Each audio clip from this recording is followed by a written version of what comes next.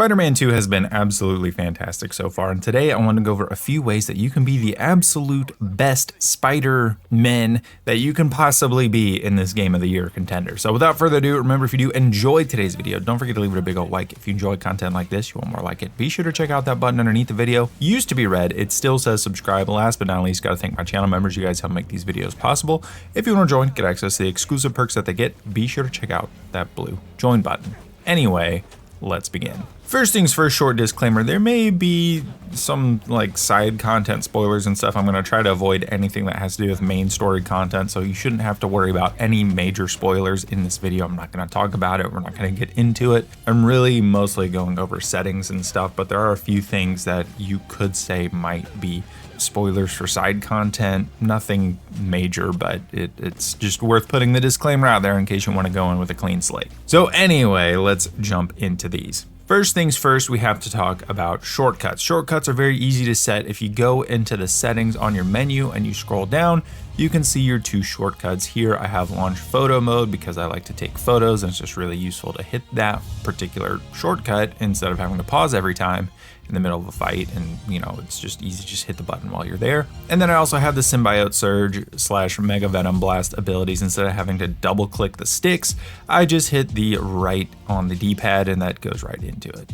But as you can see, if you go into it and you want to change it, you can change it to open the FNSM app, launch photo mode like I have set, toggle your camera to take the photos out in it's separate from photo mode. It's something that you can do as a sort of collectible of sorts.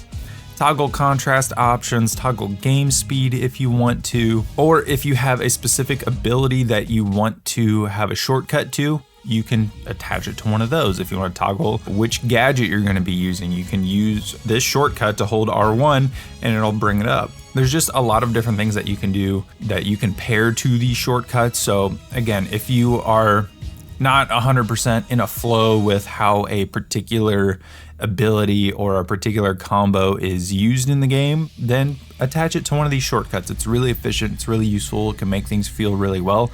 Personally, I find the default control scheme in this game to be pretty good, so that's why I only have one that's really tied to the gameplay, and it's just because it is typically something you would push in both sticks.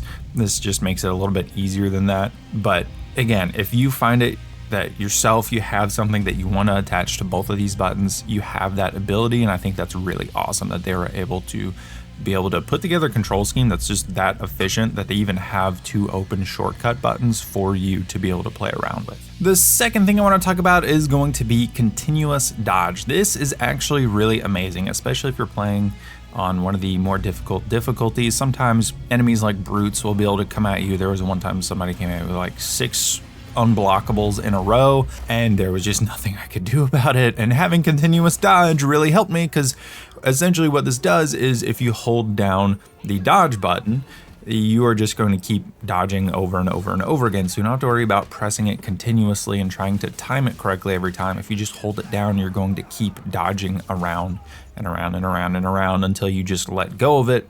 So if you do have a situation like that, or you're just surrounded by too many enemies and you just need to keep moving and dodging things, this is a great tool to have turned on, because again, you just hold it down and you can dodge as many attacks as come at you. And then when you are ready to get back on the offensive and start taking out enemies, you can go and do that. You don't have to hold down that button anymore, but it just makes it a lot easier when you are in combat to have that turned on, as opposed to having to mash the O button over and over and over again. It just makes things easier in a convenience type of way, not necessarily easier in terms of, oh, this button's overpowered. It's just very convenient. Now you'll see through here that there are different gameplay challenge modifiers, which is good to have in here. Personally, I haven't had the want to really change these around. I think the balancing so far has been pretty good, but there is one thing that I did want to change. That's down here in the swing assists. A friend of mine actually recommended this to me, saying to put it all the way down to 1. I found that to be a little bit much for me. I found that instead of having it at 10, 5 was a pretty good sweet spot. But what's great about the swing steering assistance is it kind of opens up the skill ceiling of web swinging around the city. So it almost makes it a bit more physics based. So it's not as forgiving in terms of keeping you swinging in a straight line. When it's at 10, it pretty much does everything it can to keep you swinging in a straight line. With this, it will swing you depending on the direction that your webs attach. It will pull you side to side and move you around.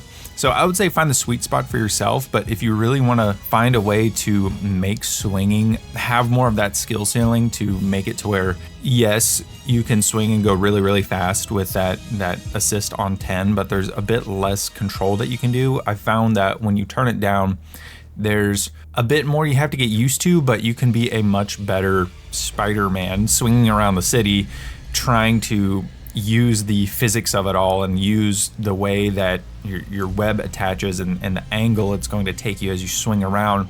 Use that to your advantage to swing even faster than that. I think that's really cool. And I think if you want that, this is absolutely something you should play around with and find your sweet spot for it. Like I said, a friend of mine said he really likes it at 1. So if you like it at 1, put it at 1. I found 5 was best for me. You might like 6, 7, 8. You might like 2, 3, or 4. It's totally up to you, but I highly recommend at least playing around with that. The last thing I want to talk about, and this is where we're going to get into talking about some of the side content, and that is going to be do the collectibles. Not only do they have pretty interesting stories, but a lot of them do have some pretty convenient rewards at the end. And I know the shiny new suits are always what everyone is most excited about. There's tons of awesome suits in this game, and that's great. There are some great ones that you can get from doing the collectibles in this game.